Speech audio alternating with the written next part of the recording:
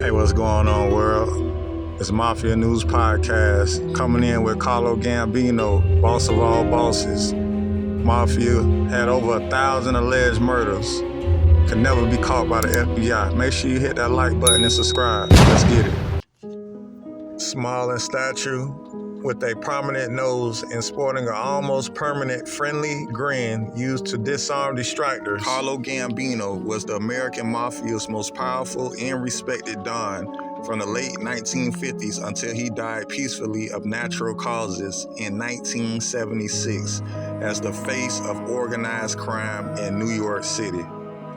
Known for his quiet, understated demeanor and razor-sharp criminal tactics, Gambino was a teenage hitman in Sicily, alleged to be made into the mafia overseas before coming to the United States in 1921 at age 19 and going to work for cousins connected to gangland crimes in New York. His cousins were employed by East Coast Prohibition-era mob boss Salvatore Toto D'Aquila, for whom he too immediately went to work. D'Aquila was killed by rival gangster Giuseppe Joe the Boss Massaria in 1928. Gambino shifted his alliance to the Massaria gang, which fought a 4-year war for underworld supremacy in New York against Salvatore Morazzano, a crime lord hailing from a different section of Sicily. At the end of the war, Massaria and Morazzano were gone, shot dead in ambushes, and the modern-day American Mafia was formed. Gambino went on to become an original member of one of the 5 New York crime families designated under the La Cosa Nostra banner, the one belonging to Vincent and the one that eventually would be named for him.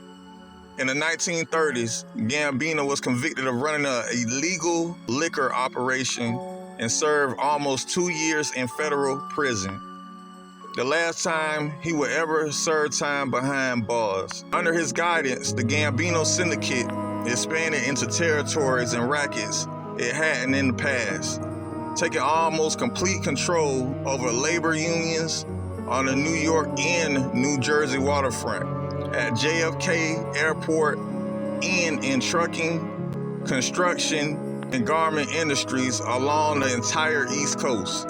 Gambino was beloved by his men and many of his fellow godfathers in New York and across the nation. He forged strong ties with mob bosses in New England, New Jersey, New Orleans, Florida, Chicago, California, Pennsylvania, and Detroit, broadening his reach well beyond his Empire State stomping grounds. Gambino discouraged narcotics trafficking among his troops, instituting a deal-or-die policy. He preferred instead to stick to traditional mob rackets such as bookmaking, loan sharking, hijacking, and extortion, as well as maintaining as much a presence as possible in the labor unions. Hounded by the FBI for decades, such as in 1970, when he was indicted for masterminding a major East Coast burglary ring, the government never nailed him. He was known for offering arresting FBI agents coffee and dessert at his home before they took him into custody. 2 years later, in 1972, Gambino's 30-year-old nephew Manny was kidnapped and murdered by an Irish mob crew from Queens by James McBratney.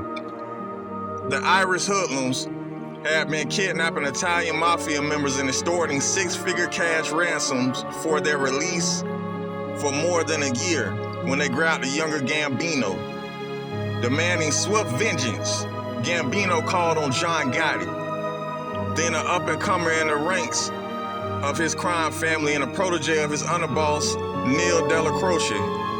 Gotti and another wise guy named Ralphie gunned down McBratney in a Staten Island tavern in May of 1973. They all eventually were convicted and imprisoned for the crime. Carlo Gambino battled health problems in his later years. Finally, succumbing to heart disease on October 15th of 1976 at his Long Island waterfront home.